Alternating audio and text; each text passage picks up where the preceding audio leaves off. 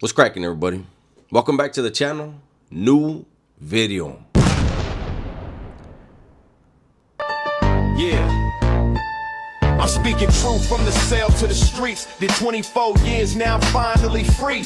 Eight strong standing, no chains on me. Ex-con, ex-gang, but my soul found peace. Taught by the struggle, pain made me wise. I seen homies fall, seen mothers cry. Now I'm here to teach what the system denies. From the darkness I rose, Tupac in my eyes. This channel ain't clout, it's the scars I show. Life lessons in these rhymes so the young ones know. Dubs on the mic, watch the wisdom grow. If you walk through the fire, let your spirit glow.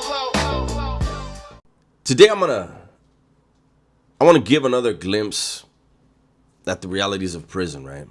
And before I get into the story, I always forget to say this. Before I get into the story, hopefully you enjoy this video. If you like the video, do me a favor and hit the like. Also, if you enjoy the video, I'd appreciate it if you hit the subscribe button. I always feel weird saying that. Now, back to the story. I was thinking about doing stories on the Pelican Bay riot again and the New Folsom riot again, but talk about different things, right? I was gonna do the contrast between the two, and then I remembered something, and this is a glimpse into why. When I had done a video a while back, probably a year ago, on why I believe Southerners have the hardest time to do when they're doing time, especially in the level 4, right? This is one of the reasons why. I think that some people have a superficial, very, very surface level understanding of the politics of Southerners. And maybe this story will give you a better understanding, at least again on the surface level, because I'm never going to get into all of the particulars, right? But this story here comes from right after the Pelican Bay riot in 2000. The time when that riot kicked off, I was in 4 building, A section, right? And this is before they changed 4 building into a programming block. That was way after the riot when they did that, right?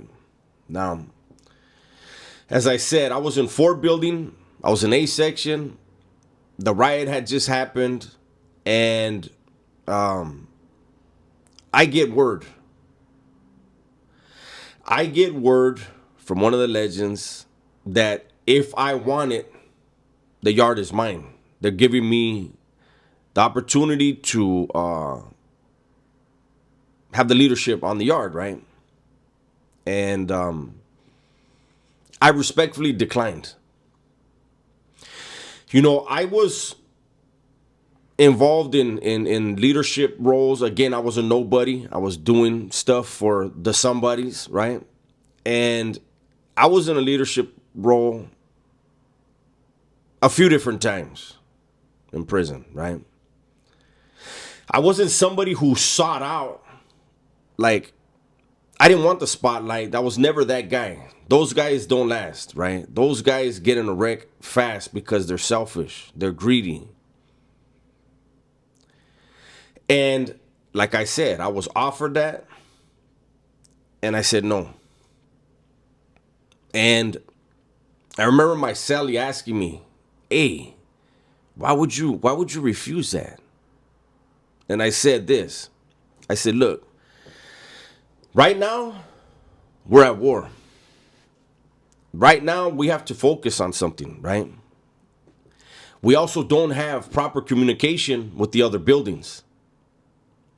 So, again, 1 and 2 block on B facility were the PSU, the Psych Services Unit. That was the shoe for the dudes that were nuts, right? So you have 3, 4, 5, 6, 7, 8. You have all those buildings, right? You have 6 different buildings that we really can't communicate well with. The yard is completely slammed down.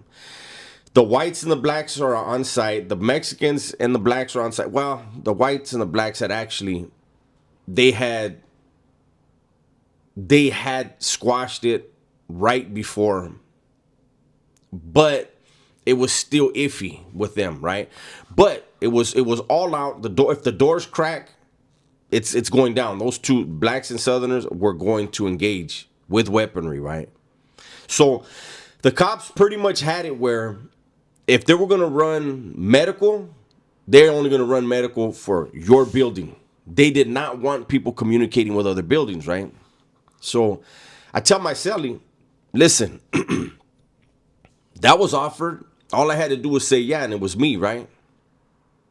But that same offer was probably made to somebody under somebody else in the building next door and somebody else in at least one or two other buildings.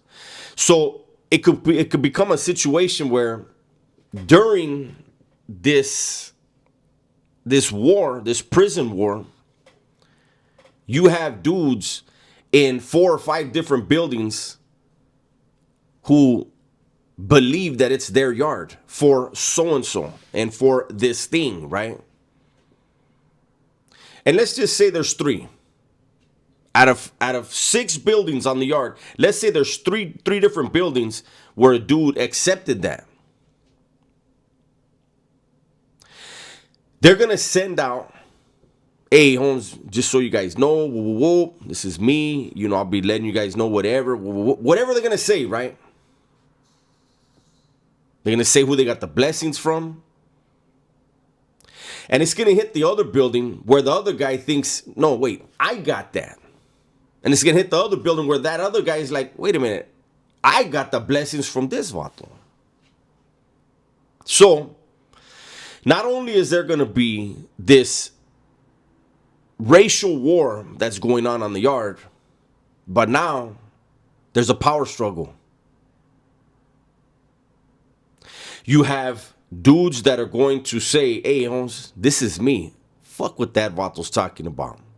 These 2 dudes or these 3 dudes never had a bad word for each other prior to the riot. They were cool with each other. Maybe didn't work out together or, you know, run laps or walk laps together or whatever it may be. But they were cordial with each other, shook each other's hand every time they saw each other. Hey, what's up? Buenos dias. And now it's fuck that vato. Why?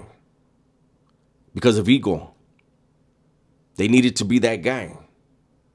And they're willing to go at it with this other guy or those other guys because they can't back down. What would they look like accepting that role? And then when somebody else says, hey, Holmes, I got my letter, this is whoop. And then informing whoever they're under, hey, I didn't know, so I'm going to step down. I'm going to get out of the way. Whoever they're under is going to be like, what?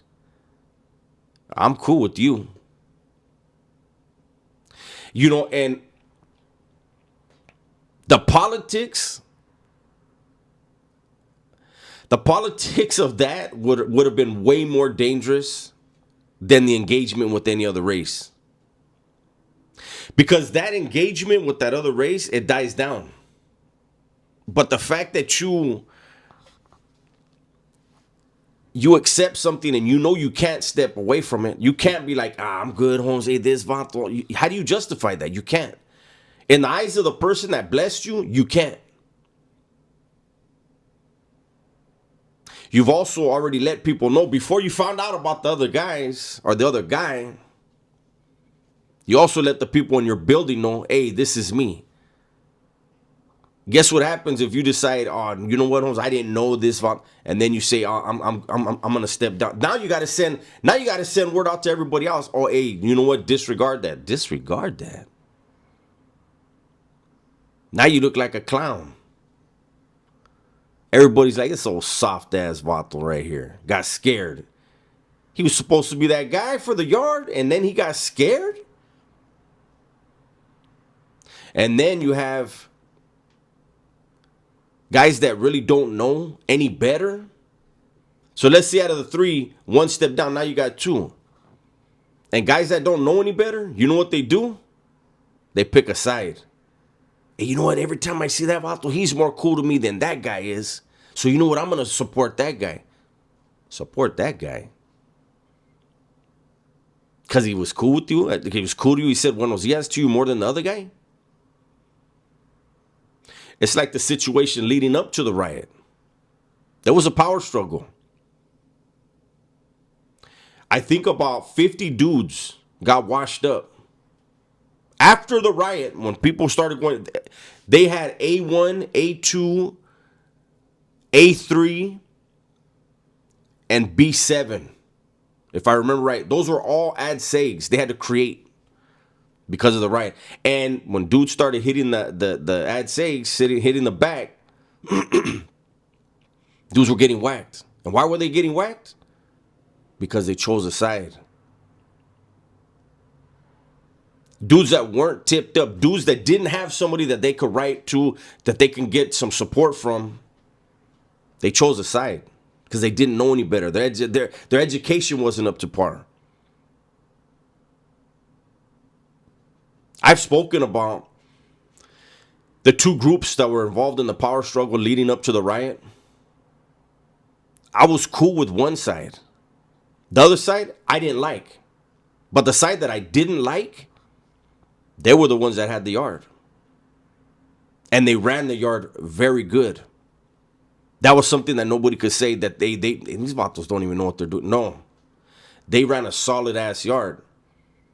And the other crew, like I said, there was a couple of them in their crew that I was really cool with.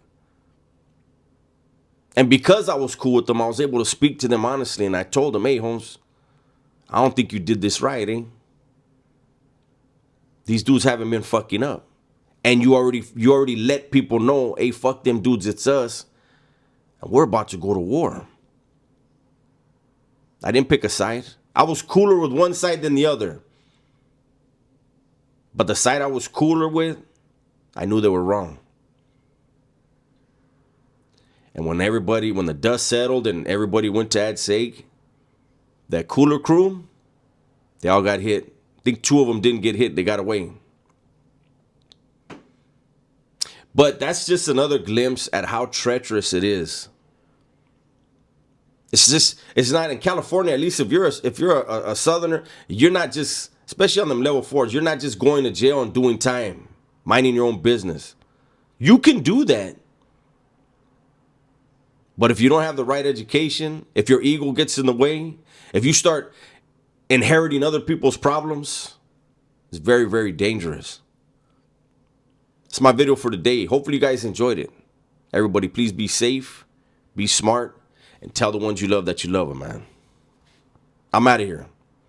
Welcome to Vario Liquors, home of the coldest beer in the 209. Chilled to a perfect 32 degrees. From mix and go drink kits to both classic and exotic spirits, we've got something for everyone. Visit us at 1870 Countryside Drive, Turlock, California. Catch you at the Vario.